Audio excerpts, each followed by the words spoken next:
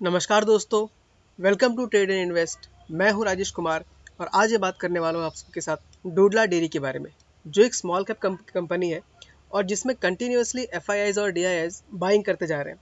साथ ही साथ अगर हम देखें तो रिटेल इन्वेस्टर्स ने अपना स्टेक काफ़ी कम कर दिया है। तो सबसे पहले मैं आपको टेक्निकल एनालिसिस करके दिखा देता हूँ कि क्या अभी जो पोजीशन बन रहा है वहाँ पे हम अच्छा खासा बाइंग कर सकते हैं या थोड़ा हमको वेट करना चाहिए। उसके बाद मैं आपको इसका फंडामेंटल्स के बारे में थोड़ा दिखाऊंगा और साथ ही साथ मेरा कोशिश ये भी रहेगा कि इस वीडियो के थ्रू आप टेक्निकल एनालिसिस के थोड़े बेसिक्स भी जान जाए। तो इस वीडियो को ध्यान से देखिएगा, इसमें आपको काफ़ी इंपॉर्टेंट चीज़ें बताने वाला हूँ। तो शुरू करते हैं। यहाँ पर आप देख सकते हैं कि कंपनी ने जो जिस दिन इसका आईपीओ लिस्ट हुआ था तो उसका वैल्यू था 628। वहाँ से ये कंटिन्यूसली डाउन आते आते इसने 530 का लो लगाया और फिर यहाँ से उसने एक ही दिन में आप देख सकते हैं 530 का लो लगाया। उसका लगभग 2 दिन के अंदर इसने वापस अगेन 634 का आपको इसने एक बहुत बड़ा कैंडल दिखाया। तो इससे हमको ये समझ में तो आ ही जाता है कि इसमें जो मूवमेंट है वो बहुत बड़ा बड़ा दिख सकता है। आप देख सकते हैं लगभग 20% का मूवमेंट आपको, तो मान लीजिए 5 दिन के अंदर भी अगर आपको 20% मिलता है तो बहुत अच्छा खासा रिटर्न हो सकता है। लेकिन यहाँ पे दोस्तों ऐसा रिटर्न कब आ पाता है, जब कंपनी स्मॉल कैप होती है, क्योंकि स्मॉल कैप कंपनी में बहुत ज़्यादा इन्वेस्टर नहीं होते और उसमें जब F I S D I S buying करते हैं तो बहुत ज़्यादा बाइंग होने की वजह से स्टॉक बहुत ज़्यादा ऊपर चला जाता है।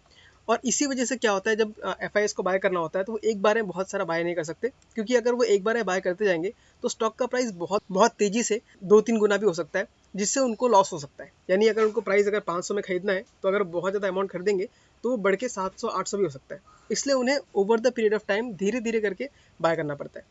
तो आप देख सकते हैं यहाँ हाई लगाने के बाद वापस से स्टॉक नीचे आया और नीचे आते आते अगेन उसने लो लगाया आपका लगभग 383 का, और उस टाइम पे अगेन अच्छा खासा यहाँ पे बाइंग किया गया और वहाँ से फिर से हमें एक हाई देखने का मिला लगभग 544 का।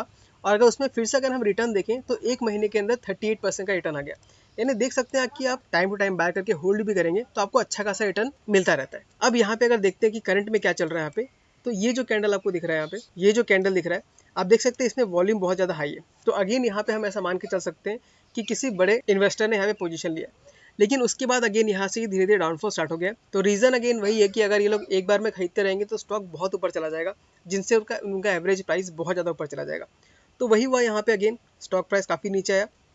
यहाँ पे फिर उन्होंने बाइंग शुरू किया और यहाँ पे इतना ऊपर चला गया।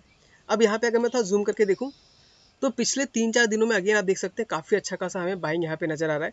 और ये जो लास्ट दिन का जो कैंडल था, जो लास्ट फ्राइडे का जो कैंडल था, वो भी हमें काफ़ी अच्छा खासा यहाँ पे दिख रहा है। और इसका वॉल्यूम देख सकते हैं आप कि पिछले हफ्तों से सबसे ज़्यादा वॉल्यूम इस कैंडल में नजर आया। तो यहाँ भी हम देख सकते हैं काफ़ी अच्छा खासा हमको बाइंग प्रेशर मिला है। आप देख सकते हैं ये ऊपर जाने के बाद यहाँ से हल्का सा सेलिंग प्रेशर मिला है। तो यहाँ पे जो बेचने का काम है वो किसने किया होगा, तो मोस्ट प्रॉब्ली ये काम किया होगा रिटेल इन्वेस्टर्स ने। तो अब मैं ये चीज़ इतना श्योरिटी से कैसे बोल पा रहा हूँ, उसके लिए हमें देखना पड़ेगा फंडामेंटल्स और शेयर होल्डिंग डाटा पे भी एक नज़र डालना पड़ेगा।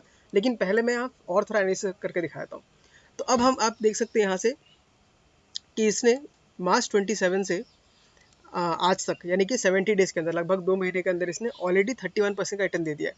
और अगर हम पिछले ट्रैक रिकॉर्ड को देखें तो जब भी ये 30% रिटर्न देता है उसके बाद थोड़ा सा करेक्शन ही करता ही है।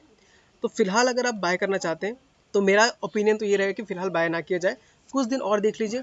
और अगेन आपको अगर ये 499 के आसपास मिलता है या 500 के आसपास मिलता है तो अच्छा खासा बाइंग यहाँ पे कर सकते हैं। अब देख लेते हैं एक बार हम लोग इसका फंडामेंटल नंबर्स कैसे हैं।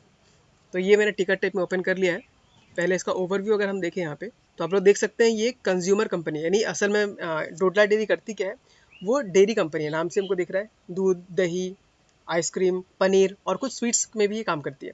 तो कुछ प्रोडक्ट इनके ऐसे हैं जिसका मार्जिन बहुत हाई है और कुछ प्रोडक्ट ऐसे हैं इनका मार्जिन कम है लेकिन उसका वॉल्यूम हाई है। जैसे मिल्क हो गया, तो मिल्क में मार्जिन थोड़ा कम हो सकता है लेकिन उसका जो वॉल्यूम है वो बहुत हाई है, क्योंकि अगर कोई दूध यूज़ करता है तो चांसेस बहुत ज़्यादा है कि वो रेगुलर यूज़ करेगा या वीक में अगर वो 2 बार 3 बार भी यूज़ करता है तो कंटिन्यूसली यूज़ करेगा। और जो बाकी प्रोडक्ट है जैसे दही हो गया, पनीर हो गया, आइसक्रीम हो गया, इनमें मार्जिन बहुत ज़्यादा है लेकिन कोई ज़रूरी नहीं है कि ये लोग कंटिन्यूसली यूज़ करें।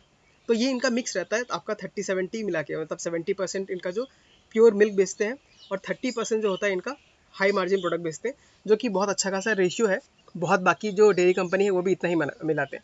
पार्ले एग्रो है, हेटसन कंपनी है, ये सारे के सारे का रेशियो लगभग इतना ही रहता है, 75-25, 70-30, इसके आसपास ही रेशियो रहता है। अगर हम इस कंपनी का साइज़ देखें तो मार्केट कैप ओनली 3000 करोड़ का है। दोस्तों 3000 करोड़ का है कि मतलब स्मॉल कैप कंपनी है और स्मॉल कैप होने की वजह से ही इसका चांसेस बहुत ज़्यादा रहता है कि यहाँ से 10 गुना भी हमको होता हुआ नजर आ सकता है। अगर हम यहाँ पे देखें तो इसमें रिस्क भी कम है। तो दोस्तों ये चीज़ बहुत बढ़िया होता है कि स्मॉल कैप कंपनी हो और रिस्क कम हो। तो उससे हमें क्या होगा, हमको डाउन साइड बहुत कम मिलेगा लेकिन अपसाइड हमको बहुत ज़्यादा मिल सकता है। नीचे आगे अगर हम इसका प्राइस टू अर्निंग ये सब देखें तो वो भी काफ़ी फेयरली वैल्यूड हमको मिल रहा है, 25 के पी पे मिल रहा है। प्राइस टू बुक 3.65 है। डिविडेंड फिलहाल ये कंपनी नहीं देती है, लेकिन तो उनमें मैनेजमेंट ने कहा है कि वो अगले 2-3 क्वार्टर से डिविडेंड का पॉलिसी लाएगी, तब हमको यहाँ पे डिविडेंड भी मिलना शुरू हो जाएगा। वहीं पे अगर हम इसको सेक्टर से कंपेयर करें तो जहाँ पे इसका प्राइस टू अर्निंग 25 है, सेक्टर का प्राइस टू अर्निंग 46 है, यानी यहाँ से भी लगभग डबल होने का चांसेस है। सेक्टर का प्राइस टू बुक लगभग 10 के आसपास है और इसका सिर्फ 3.65 है। अगर इस नंबर को भी देखें तो स्टॉक के पास चांसेस है 3 गुना होने का। सेक्टर का डिविडेंड यील्ड देखें तो यहाँ पे 1% है और कंपनी फिलहाल डिविडेंड नहीं दे रही है, लेकिन 2-3 क्वार्टर बाद ये डिविडेंड देना स्टार्ट करेगी, ऐसा मैनेजमेंट का कहना है। तो इस बात पे हमको नजर रखना पड़ेगा। अब यहाँ पे जो सबसे इंपॉर्टेंट चीज़ है मैं आपको दिखा देता हूँ। यहाँ पे शेयर होल्डिंग पैटर्न में आके हम देख लेते हैं। प्रमोटर के पास 62.54% है, वहाँ पे हल्का सा प्रमोटर ने बिकवाली किया है 62.21, तो काफ़ी इसको स्टेबल ही बोलेंगे। म्यूचुअल फंड्स को अगर देखें तो 10.5% से उन्होंने बढ़ाते बढ़ाते 14.23% पे ला दिया है। बहुत ही अच्छा इंक्रीज़ किया, आप यहाँ पे देख सकते हैं, हर क्वार्टर उन्होंने अपना इंक्रीज़ किया है। वहीं पे अगर हम डी को देखें तो सिर्फ डी ने 6% से 1.83% पे फिलहाल कर दिया है, यानी उन्होंने कुछ स्टेक सेल किया है, तो लगभग 5% के आसपास सेल किया गया है। लेकिन दोस्तों अगर डी सेल करते हैं तो हमें ये देखना चाहिए कि उसको खरीदा किसने। अगर स्ट्रॉन्ग हैंड ने खरीदा है तो उतना डरने वाली बात नहीं है, लेकिन अगर रिटेल ने खरीदा है तो वो एक चिंता की बात हो जाती है। तो हम यहाँ पे देख सकते हैं कि वहीं पे एफ ने 4.29% से सीधा 12% पे ला दिया। जो स्टेक डी ने बेचा वो खरीदा एफ ने, यानी एक स्ट्रॉन्ग हैंड से दूसरे स्ट्रॉन्ग हैंड में गया, तो ये उतनी चिंता की बात नहीं है। वहीं पे अगर हम रिटेल इन्वेस्टर्स का देखें तो जहाँ पे पहले वो 16% होल्ड कर रहे थे, अब वो घटते घटते 8.9% पे आ गया। तो दोस्तों ऐसा हर बार ही होता है, रिटेल इन्वेस्टर से स्टॉक छीन लिया जाता है और छीनने के बाद क्या होता है, वो स्टॉक बहुत अच्छा खासा ग्रोथ करना स्टार्ट कर देता है। और इसीलिए शायद ये भी होता है कि आपने बहुत लोगों को बोलते हुए सुना होगा कि जब भी मैं स्टॉक खरीदता हूँ तो वो स्टॉक गिरने लग जाता है और जब भी स्टॉक को बेच देता हूँ तो स्टॉक बढ़ने लग जाता है। तो ये एक साइकोलॉजी का खेल है, क्योंकि हम रिटेल इन्वेस्टर्स क्या करते हैं, प्राइस के मूवमेंट को देख के आते हैं, लेकिन जब प्राइस बहुत ज़्यादा बढ़ चुका होता है वो टाइम होता है स्टॉक से निकलने का, और जब प्राइस बहुत ज़्यादा नीचे आ चुका होता है, कंपनी अगर अच्छा कर रही है, वो टाइम होता है स्टॉक को खरीदने का। वही एफ भी कर सकते हैं। मैं आपको दोबारा दिखा देता हूँ क्योंकि ये बहुत इंपॉर्टेंट चीज़ है। जहाँ पर एफ पिछले मार्च से कंटिन्यूसली बाइंग कर रहे हैं, रिटेल इन्वेस्टर्स वहीं पे कंटिन्यूसली सेल कर रहे हैं, तो ये एक हमको कंफर्मेशन देता है कि हमने कोई स्टॉक अगर चूज़ कर रहे हैं, स्टॉक अच्छा लग रहा है, तो ये हमको हमारे कन्विक्शन को और स्ट्रॉन्ग बनाने में हेल्प करता है। तो इन सबको देखते हुए अगर मैं अपना ओपिनियन दूँ तो फिलहाल बाय तो नहीं करना चाहिए, थोड़ा रुक के अगर हमको 500 के आसपास मिलता है तो हम अच्छा खासा है वहाँ पे एक्यूमुलेशन कर सकते हैं। या अगर आपको रुका नहीं जा रहा तो आप स्मॉल अमाउंट में उसको बाय करना स्टार्ट कर दीजिए, और स्टॉक जितना नीचे गिरेगा आप उतना वहाँ पे ऐड कर सकते हैं। अगर मैं अपनी बात करूँ तो ऑलरेडी मैं डोडला डेयरी होल्ड कर रहा हूँ, मेरे पास लगभग 3-4 महीने हो चुके हैं और फिलहाल मेरे को 10% का प्रॉफिट हो रहा है। और मेरा टारगेट इसका है लगभग 900 से 1000 का, यानी डबल हो जाना चाहिए। तो डबल होगा तो मैं वहाँ से कुछ प्रॉफिट निकाल के शेयर को बेच सकता हूँ। ठीक है दोस्तों, तो आज की वीडियो में बस इतना ही। मिलते हैं किसी अगले वीडियो में किसी अगले स्टॉक के साथ। तब तक के लिए आप इस वीडियो को लाइक कर दीजिए। अगर आपको ये वीडियो अच्छा लगा, इन्फॉर्मेटिव लगा, तो इस चैनल को सब्सक्राइब भी कर दीजिए। मिलते हैं अगले वीडियो में, तब तक के लिए tata bye bye, take care.